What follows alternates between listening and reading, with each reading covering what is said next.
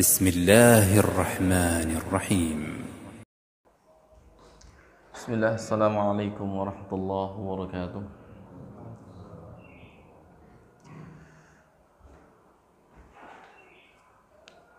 الحمد لله رب العالمين خالق الخلق أجمعين وقيم السماوات والأراضين نحمده تبارك وتعالى على كل نعمة أنعم بها علينا بصفة خاص أو عام أو سر أو علانية، ونشهد أن لا إله إلا الله وحده لا شريك له، ونشهد أن محمدا عبده ورسوله الداعي إلى رضوانه.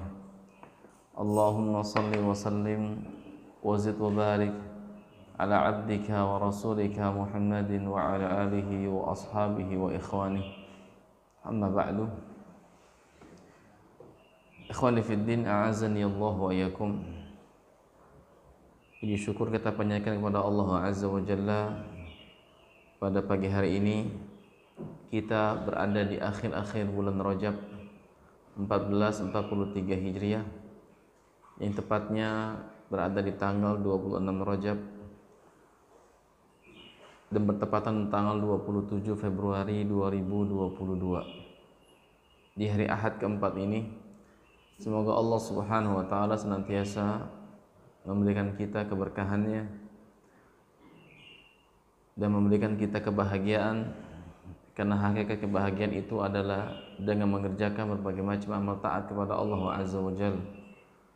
Dan kita mohon kepada Allah Subhanahu wa taala semoga pertemuan ini pertemuan yang memberikan manfaat di sisi Allah Subhanahu wa taala, dan pertemuan yang benar-benar karena Allah Azza wa Jalla.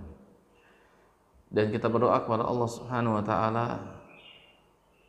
agar sebagian dari kawan-kawan kita jamaah Mushola An-Nur ini atau masyarakat sekitarnya dan yang lainnya, apabila sedang diuji oleh Allah dengan sakit atau dengan yang lainnya, semoga Allah Subhanahu wa taala segera mengangkatnya dan memberikan mereka kesehatan, kepulihan kembali agar bisa beraktivitas dan beribadah kepada Allah sebagaimana biasanya. Kemudian tidak lupa kita senantiasa bersalawat kepada Rasulullah sallallahu alaihi wasallam serta mengucapkan salam kepada beliau, kepada keluarganya, kepada istri-istri beliau, dan juga kepada para sahabat beliau sallallahu alaihi wasallam, serta orang-orang yang istiqamah menjalankan apa-apa yang telah disunnahkan oleh beliau sallallahu alaihi wasallam hingga berjumpa dengan Allah Subhanahu wa taala. Sebelumnya jemaah Allah muliakan, saya mengingatkan bahwasanya kita masih berada di bulan Rajab, dan bulan Rajab salah satu di antara bulan-bulan haram, sebagaimana yang telah dijelaskan oleh Rasulullah sallallahu alaihi wa ala alihi wasallam. Dan secara umum bulan haram dia merupakan waktu yang sangat utama, sehingga amalan-amalan saleh dalamnya pun juga utama di sisi Allah Subhanahu wa taala. Begitupun sebaliknya, perkara-perkara maksiat yang dilakukan oleh manusia justru lebih besar balasannya di sisi Allah Subhanahu wa taala dibanding bulan-bulan atau waktu-waktu yang lainnya. Para ulama kita, di antaranya Al-Imam Ibnu Rajab Al-Hambali rahimahullahu taala, sebagaimana yang beliau jelaskan dalam kitabnya Lataiful Ma'arif, di antara asbab mudha'afah al-ajr, sebab-sebab berlipat gandanya amal perbuatan, khususnya kebaikan, itu dari 3 poin kata beliau rahimahullahu ta'ala. Poin pertama, syarafuz zaman, mulianya waktu. Ketika waktu itu memiliki kemuliaan di sisi Allah, dan memang Allah Subhanahu wa taala menitipkan sebagian kemuliaan dan keberkahan kepada sebagian makhluknya, di antaranya waktu, maka amalan-amalan saleh di dalamnya bisa menjadi mulia di sisi Allah Subhanahu wa taala. Dan banyak sekali waktu-waktu utama dalam Islam. Ya, seperti pada waktu bulan-bulan haram seperti ini, bulan Rajab, maka sisa yang berapa hari ke depan ini kita manfaatkan untuk berbagai macam amal ketaatan kepada Allah Azza wa Jalla. Yang terakhir lagi adalah waktu pada bulan Ramadan, 10 akhir Ramadan, 10 awal bulan Dzulhijjah, waktu antara azan dan iqamah, waktu di mana kita sujud kepada Allah Subhanahu wa taala, waktu di mana Allah turun ke langit dunia pada sepertiga malamnya akhir, waktu di mana kita sedang mengerjakan amal taat kepada Allah. Itu waktu yang utama. Maka pada waktu-waktu tersebut amalan soleh di sisi Allah Subhanahu wa taala lebih Allah cintai, bahkan lebih suci. Dalam sebagian riwayat disebutkan oleh Nabi sallallahu alaihi wasallam. Intinya, ketika kita mendapati waktu-waktu yang utama, maka jangan kita lewatkan untuk hal yang sia-sia. Kalaupun kita mengerjakan perkara-perkara yang sifatnya mubah, maka hendaklah kita senantiasa meniatkannya karena Allah Azza wa Jalla, sehingga dengan niat itu Allah Subhanahu wa taala memberikan kita bagian pahala akhirat. Sehingga sebagian para ulama kita, di antaranya Syekh Muhammad bin Shalih Al-Utsaimin rahimahullahu taala, ketika menjelaskan hadis tentang niat, dan bahkan sebagian dari murid-murid beliau sempat mengumpulkan menjadi sebuah kitab khusus berkaitan masalah niat dari hampir seluruh karya beliau rahimahullahu taala. Di antaranya, apabila seorang muslim mengerjakan satu amaliyah, apalagi amal-amal tersebut memang disyariatkan dalam Islam, ketika amal tersebut dikerjakan benar-benar imtithalan li amrillah, untuk mewujudkan perintah Allah Subhanahu wa taala, maka pahalanya jauh lebih besar. Contoh, misalnya seseorang wudu, maka pada saat dia berwudu bukan hanya sebatas sebagai syarat sahnya sholat, bukan sebatas syarat sahnya sholat, pun mandi junub, ya, bukan sebatas untuk menghilangkan hadas besar, tapi dalam rangka imtithan li amrillah, untuk mengerjakan perintah Allah Subhanahu wa taala, pahalanya jauh lebih besar dibanding sebatas dia mengerjakan untuk mengangkat hadas atau sebagai syarat sahnya sholat. Kenapa? A'malu binniyat. Maka demikian sebagian dari perkara-perkara yang mubah, jamaah yang Allah muliakan, ketika kita kerjakan dalam rangka menunaikan hak Allah Subhanahu wa taala, maka di situ ada nilai pahala yang lebih besar. Niat ini penting. Oleh karena itu, dalam perkara yang mubah yang kita kerjakan di bulan-bulan yang utama, di waktu-waktu yang utama, dalam rangka mengerjakan perintah Allah Subhanahu wa taala, meskipun itu mubah, maka pahalanya jauh lebih besar di sisi Allah Subhanahu wa taala. Oleh karena itu, dalam keseharian kita sama istri, sama anak, sama tetangga, dalam rangka mengerjakan kebaikan kepada Allah Subhanahu wa taala, maka pahalanya berbeda dengan biasanya. Jadi manfaatkan waktu ini, ya, semoga Allah berikan kita taufik dan hidayah agar bisa manfaatkan waktu ini dengan baik. Yang kedua adalah syaraful makan, mulianya tempat. Ketika seseorang berada di tempat yang mulia, maka amalan-amalan itu menjadi mulia di sisi Allah Subhanahu wa taala karena Allah memuliakan tempat tersebut. Sehingga Allah Subhanahu wa taala membedakan sebagian tempat dibanding tempat yang lainnya yang Allah titipkan keberkahan di dalamnya. Seperti Masjidil Haram, Masjidil Aqsa, Masjid Nabawi, dan masjid-masjid secara umum, di mana kalau seorang hamba mengerjakan ibadah di dalamnya lebih mulia di sisi Allah Subhanahu wa taala. Salat yang dikerjakan oleh seorang muslim di masjid lebih baik dibanding di rumahnya, di kantornya, di pasarnya, atau tempat lainnya bukan masjid. Sehingga derajatnya 25 atau 27 derajat di sisi Allah Subhanahu wa taala. Maka sebagian ulama, di antaranya Imam Ibnu Hazm Al-Zahiri dan para ulama yang sependapat dengan beliau rahimahullah ta'ala, mengkaitkan hadirnya seorang ke masjid untuk sholat berjamaah syartun li sihhatis shalah, sebagai syarat sahnya salat. Sampai demikian, meski demikian pendapat ini dinilai lemah oleh para ulama kita rahimahumullah ta'ala. Hanya saja masjid ini tempat yang mulia. Ketika kita berada di tempat yang mulia, maka ibadah kita menjadi mulia di sisi Allah Subhanahu wa taala. Pun sebaliknya, dosa yang kita kerjakan di tempat yang mulia jauh lebih hebat dibanding tempat-tempat yang lainnya. Oleh karena itu, seseorang yang meludah di luar, itu hukumnya beda dengan dia meludah di masjid. Dan Nabi memiliki penjelasan tersendiri ketika orang meludah dalam masjid dengan kafaratnya berbeda. Kafaratnya apa? Dibersihkan. Atau kalau perlu dibersihkan lalu dibuang kotorannya di luar masjid. Ya, ini untuk memuliakan masjid Allah Subhanahu wa taala. Artinya ada tempat yang mulia di sisi Allah Subhanahu wa taala. Allah menitipkan keberkahan di dalamnya. Sehingga sebagian amalan soleh di dalamnya jauh lebih besar dibanding kita kerjakan di tempat yang lainnya. Begitupun dosa. Yang ketiga kata Imam Ibnu Hazm rahimahullah, Ibnu Rajab Al-Hambali rahimahullah, di antara sebab-sebab mudha'afatul ajr, ganjaran itu lebih besar dan dilipat gandakan oleh Allah Subhanahu wa taala adalah syarafu fa'ilihi, pelakunya mulia. Semakin orang itu mulia, semakin takwa di sisi Allah Subhanahu wa taala. Semakin dia memiliki keimanan yang kuat dan kokoh, memiliki akhlak yang mulia, memiliki keislaman yang indah dan baik, maka pahalanya yang dia kerjakan dari amal saleh tersebut di sisi Allah Subhanahu wa taala semakin besar. Oleh karena itu, pahala yang didapat oleh Rasulullah SAW dan para sahabatnya berbeda dengan orang selain mereka.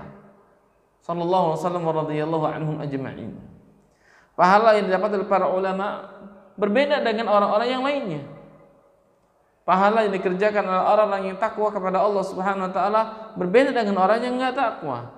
Pahala yang didapati oleh orang berilmu ketika mengajarkan ilmu, ketika mengamalkan ilmunya, ketika ada seorang talibul ilm, penuntut ilmu mengamalkan ilmunya, jauh berbeda dengan orang yang mengerjakan amaliyah bukan dengan ilmu.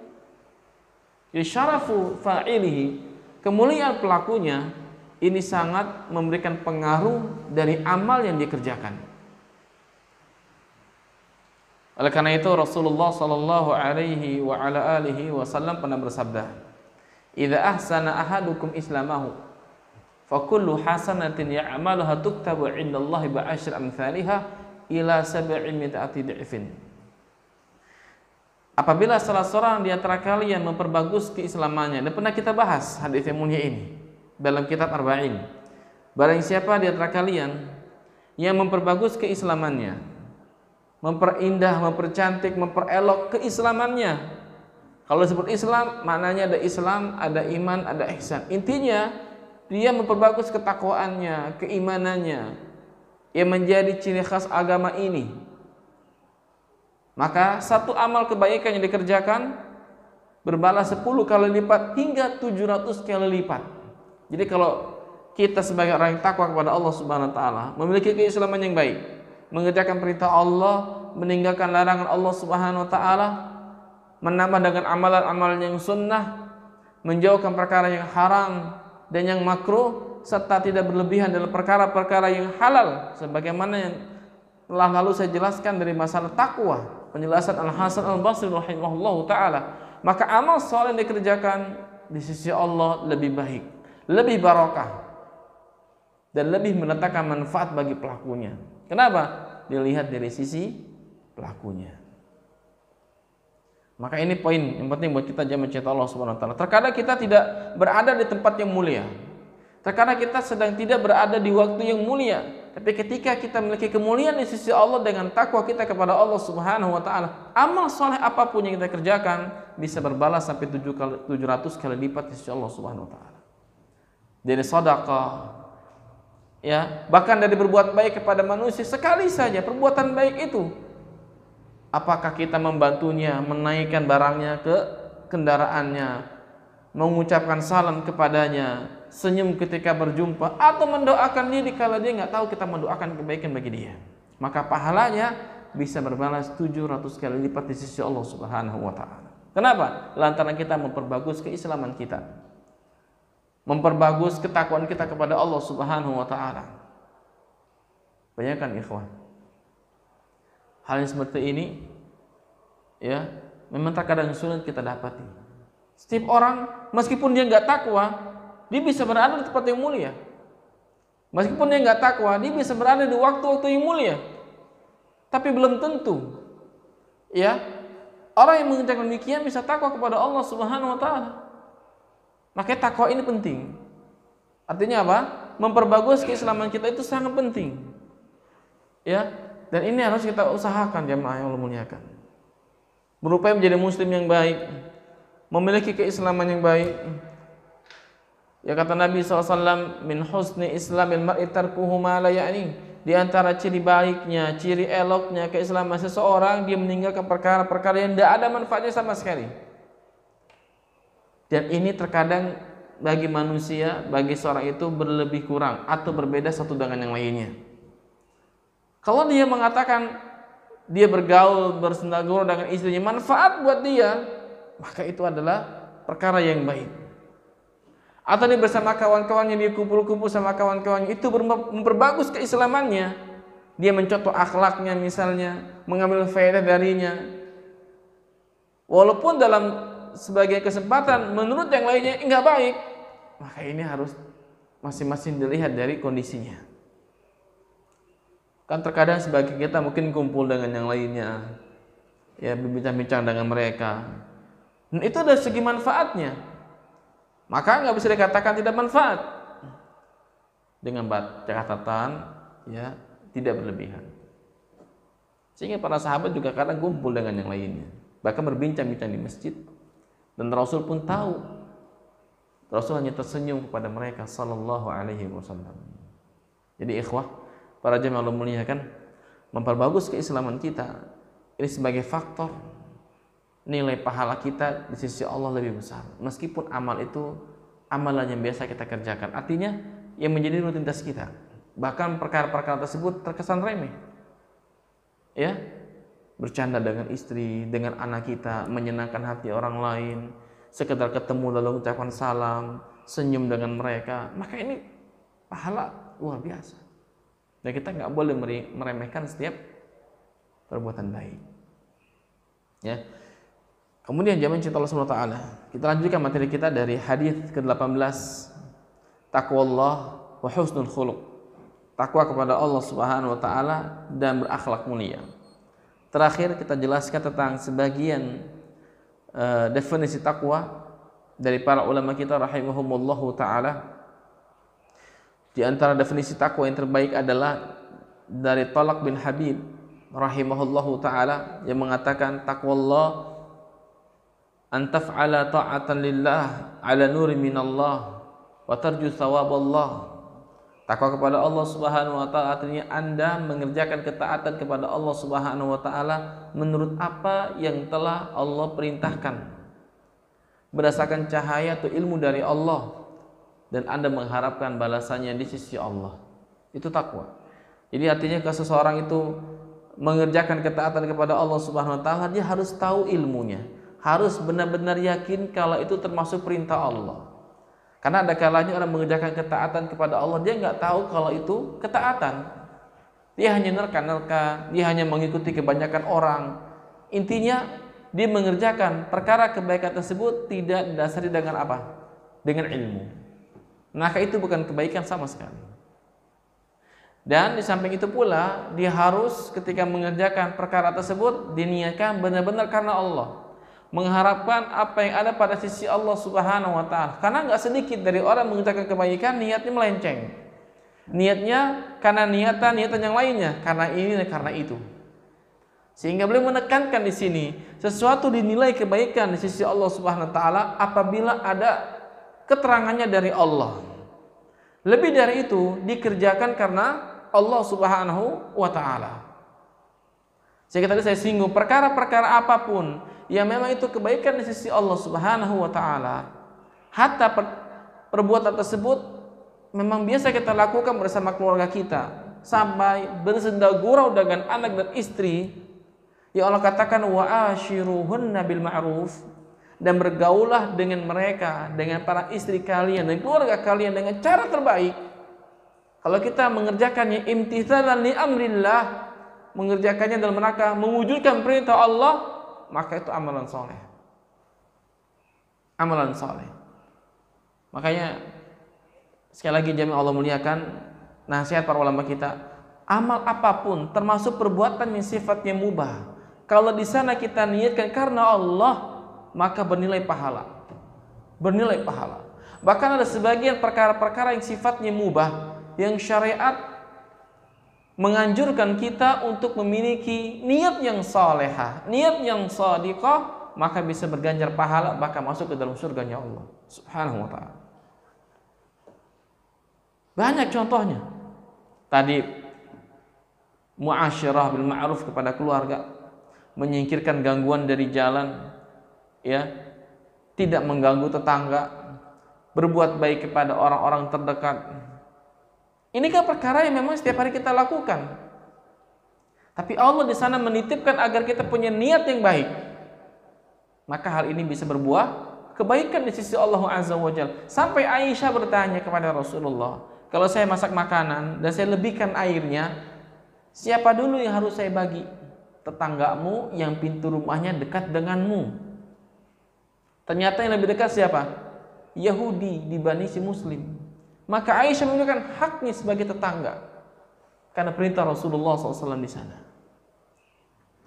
Oleh karena itu jamaah Allah muliakan, sekali lagi, setiap perintah harus kita yakini situ ada gak keterangannya dari Allah, dan harus kita jadikan sebagai bentuk imtithalan li amrillah, mengerjakan perintah Allah Subhanahu wa ta'ala dalam rangka mewujudkan ketaatan kepada Allah Subhanahu wa ta'ala. Dan yang kedua poinnya adalah antatruka ma'siyatallah ala nuri minallah wa takhafu iqaballah. Kalian meninggalkan maksiat kepada Allah karena Allah, berdasarkan ilmu dari Allah, tahu itu maksiat, tahu itu pelanggaran, tahu itu syirik, tahu itu penyimpangan, tahu amalan tersebut tidak pernah diajarkan Rasulullah SAW misalnya, kita tinggalkan dan kita khawatir azab Allah mengenai kita. Maka semua perkara-perkara yang dilarang syariat, kita yakin itu ada keterangannya dari Allah, lalu kita tinggalkan dalam rangka mewujudkan rasa takut kepada Allah, jangan sampai azab Allah menyentuh kita, maka itulah takwa kepada Allah Subhanahu wa ta'ala. Sehingga amal apapun yang berbau maksiat kepada Allah dan penyimpangan dalam pandangan Allah dan Rasulnya, kita tinggalkan dalam rangka mentaati Allah dan kita khawatir azab Allah menimpa kita. Maka inilah takwa kepada Allah Subhanahu wa ta'ala. Sehingga kalau setiap hari kita berniat kepada Allah untuk meninggalkan semua amal keburukan karena Allah, maka selama itu kita dapat pahala. Dan sering saya katakan, ya, kalau kita tanya kenapa Anda nggak minum khamr, ini perkara haram mas, Allah larang saya, Allah larang kaum muslimin, Allah larang umat manusia umumnya meminum minuman yang haram, maka saya tinggalkan karena Allah, maka pahala di situ. Kalau alasannya karena kesehatan, ya, saya nggak biasa minuman yang begitu, maka nggak dapat pahala. Oleh karena itu setiap amaliyah yang di sana ada nilai dosanya, kita tinggalkan karena mengikuti perintah Allah dan Rasulnya, dapat pahala. Apa kata Rasulullah Sallallahu Alaihi Wasallam?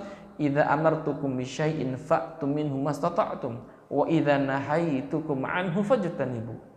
Jika saya perintahkan kalian untuk mengerjakan sesuatu, kerjakan semampu kalian menurut apa yang telah Allah berikan kemampuan kepada Anda. Dan jika saya larang kalian mengerjakannya, tinggalkan. Maka tinggalkan dalam rangka mengikuti perintah Rasulullah. Maka di situ ada nilai pahala. Setiap hari kita tinggalkan perkara yang haram, meskipun yang haram itu nggak ada di hadapan kita misalnya, maka kita dapat bagian pahala di sisi Allah Subhanahu wa ta'ala. Maka di sinilah takwa jamaah yang muliakan. Sebenarnya secara teori menjadi orang yang takwa itu sangat mudah. Mudah ya Pak? Tapi kok susah ya? Kenapa? Karena kata Imam Al-Hasan Al-Basri, manusia itu senantiasa diuji oleh Allah. Diuji dan diuji. Ketika banyaknya ujian mendera dan menempa dirinya, maka akan semakin terlihat padanya ketakwaannya kepada Allah. Emas semakin dipanasi, maka kotornya akan hilang, semakin bernilai.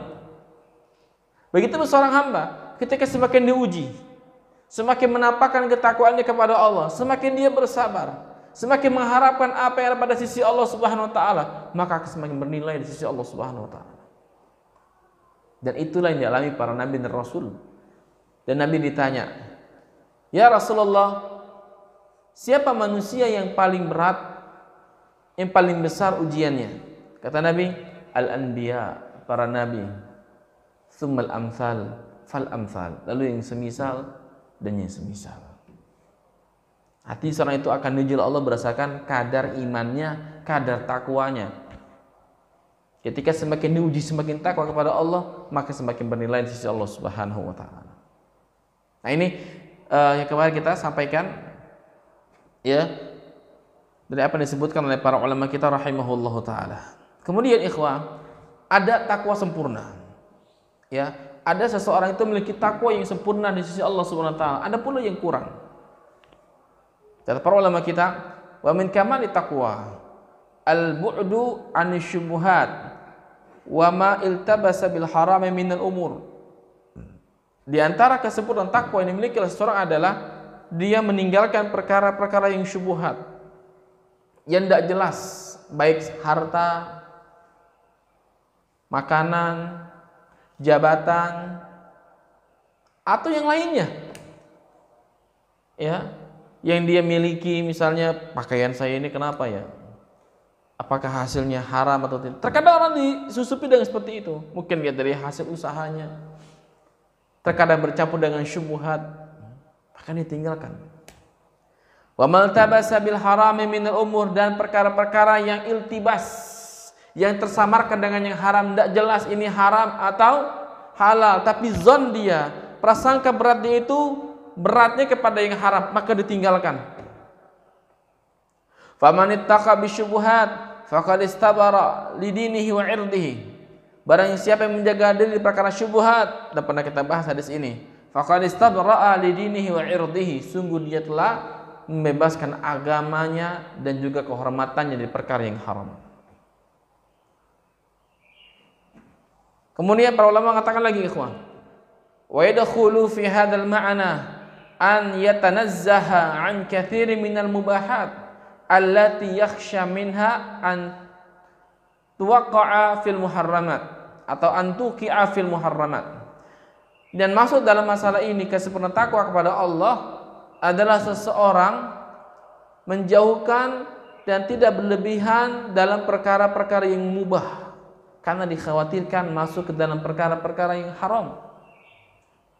Contohnya apa? Banyak ngomong, banyak bicara. Fudulul kalam, kata Ibnu Qayyim rahimahullah ta'ala. Ada kalanya orang ngomong, baik apalagi di media sosial. Kalau udah komentar, itu macam-macam orang. Iya kan? Namanya netizen, kata orang. Netizen ya. Itu kalau komentar paling alim. Lebih alim kalau dia mengomentari sesuatu dibanding pelaku sesuatu itu. Sama seperti para komentator terlihat. Pemain bola kan dinilai oleh komentator. Coba deh kalau begini, ya, aturan ini begini, kan begitu. Seperti orang yang ahli dalam masalah komentator bola. Dan terkadang kita, ikhwah, berbicara sama kawan, sama tetangga, sama istri, sama partner, sama rekan kita, bicara yang mubah, tapi terkadang nyerempet perkara-perkara yang haram. Nggak sedikit dari kita itu masuk ke dalam bab ghibah. Ya kan? Akhirnya apa? Ya kita masuk ke dalam perkara yang haram, menelanjangi kehormatan seorang muslim.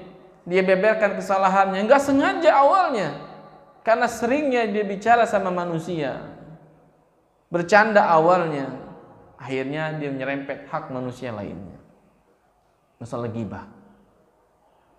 Dan perbuatan ini, jamaah Allah muliakan, ini bisa membuat bangkrut pelakunya.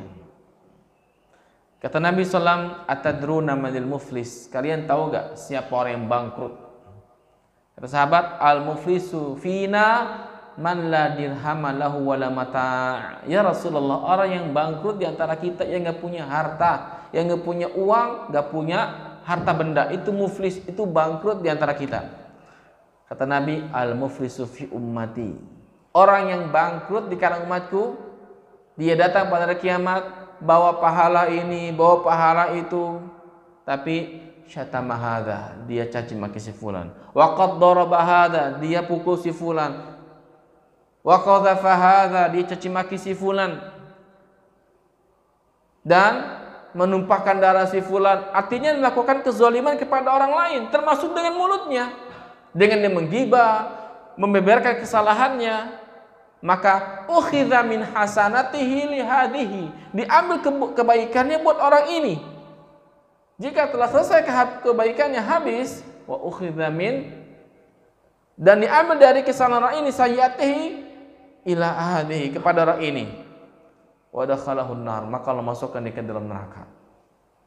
Hati-hati dengan perkara yang mubah, yang khawatirnya kita masuk ke dalam perkara yang haram. Ya, banyak perkara yang mubah ini menggiring kita kepada perbuatan yang haram. Seringnya kita misalnya jalan-jalan misalnya. Seringnya kita kan yang namanya di luar kan nggak bisa kita, orang tuh menurut kemauan kita, nggak steril mata kita, kadang lihat ini, ngelihat itu. Ya, menundukin pandangan susah banget kan begitu. Kan jalan-jalan mubah, tapi di saat kita tidak bisa menjaga pandangan kita, ya bahaya. Ya, nggak bisa ghadul basar misalnya, nggak bisa menundukkan pandangan kita dari yang haram, bahaya buat hati kita. Karena kata para ulama, yang namanya pandangan itu adalah sahmun min sihamil iblis, panah dari antara anak-anak panahnya iblis. Sehingga ketika Nabi SAW ditanya oleh seorang wanita, dan di belakang beliau ada Al-Fadl bin Abbas radhiyallahu anhu. Wanita ini sangat cantik, dan dia bertanya kepada Rasulullah SAW. Dan si Al-Fadl ngeliatin aja begini, sama Rasulullah muka diginiin, liatin lagi, diginiin lagi sama Rasulullah SAW. Nah, ketika ada orang melihat sesuatu yang haram nggak sengaja, ya, bagi kamu yang pertama, walaysat tsaniyah, bukannya kedua, nggak sengaja. Artinya apa? Terkadang ya kita melakukan hal yang mubah, perkara yang mubah itu sebagai apa? Sebab kita mengerjakan yang haram. Itu bisa aja jamaah. Makanya kata para ulama di sini, sebagai bentuk kesempurnaan takwa kepada Allah, kita meninggalkan sebagian perkara-perkara yang mubah agar kita tidak terjerembab dalam perkara yang haram. Ya. Al-Imam At-Tirmidzi dan Ibnu Majah rahimahullah meriwayatkan sebuah hadis dari Nabi SAW. Beliau mengatakan, la yablughul abdu an yakuna minal muttaqin hatta yada'a ma la ba'sa bihi hadaran mimma bihi ba'sun. Seseorang hamba tidak akan mencapai derajat takwa di sisi Allah sampai dia bisa meninggalkan sesuatu yang tidak apa-apa, yang mubah, khawatir dia jatuh ke dalam perkara yang haram. Masya Allah. Ya, tapi bukan berarti kita meninggalkan yang mubah, Pak. Ya, artinya kita kudu hati-hati dengan perkara yang mubah. Yang terkadang bukan hanya masuk ke dalam yang haram, terkadang malah menjadi sebab kita malas beribadah kepada Allah. Banyak makan, sehingga akhirnya kita kenyang, malaslah beraktivitas, sehingga malas kita ibadah kepada Allah. Ngantuk akhirnya, tinggalkan baca Quran, tinggalkan zikir, ya, tinggalkan kewajiban kita sebagai seorang suami di rumah. Kan istri kalau lihat suami tidur di rumah kan tidur mulu gitu misalnya, kan dia juga nggak mau, kan begitu. Apalagi Allah SWT ketika hambanya habis waktunya buat tidur saja.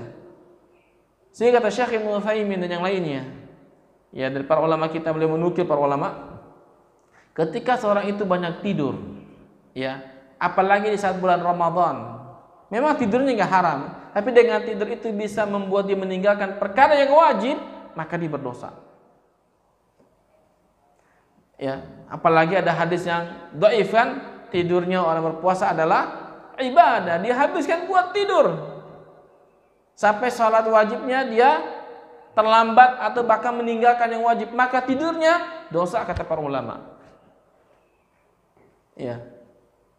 Ketika orang itu tidur di rumah, meninggalkan kewajibannya kepada Allah sebagai seorang suami, sebagai seorang ayah bagi anak-anaknya, dengan memberikan nasihat kepada anaknya, nggak memberikan arahan misalnya, sehingga anak melakukan perkara-perkara yang haram, maka dia berdosa kepada Allah kata ulama. Karena dia pemimpin dalam rumah tangganya.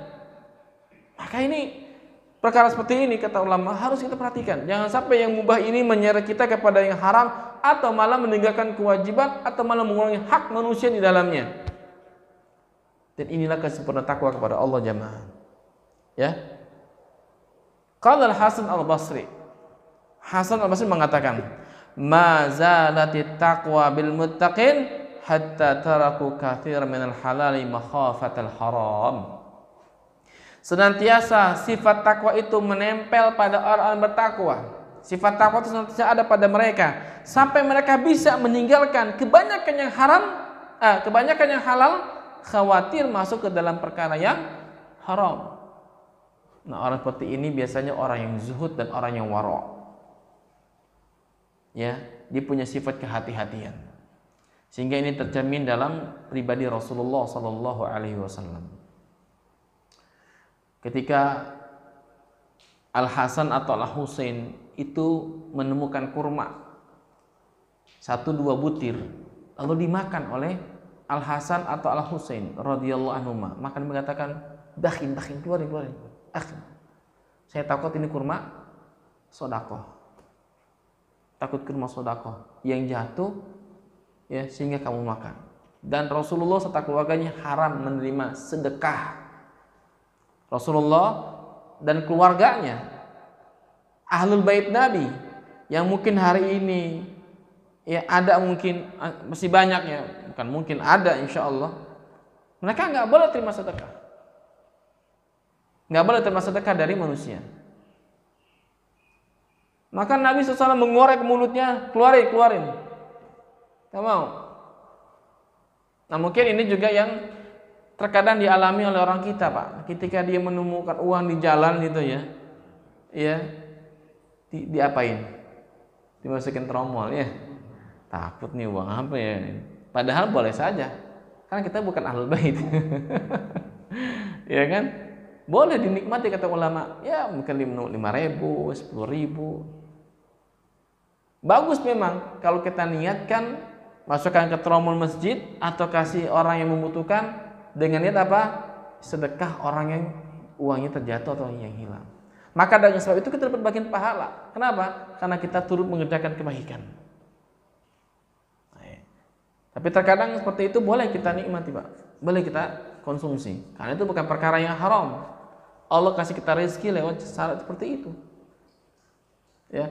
Nah ini kalau kita lihat perkataan para ulama salaf itu, masya Allah. Dan mereka benar-benar mempraktekkan, Pak. Di mana mereka itu adalah orang yang sangat wara'. Sangat wara' luar biasa. Ya.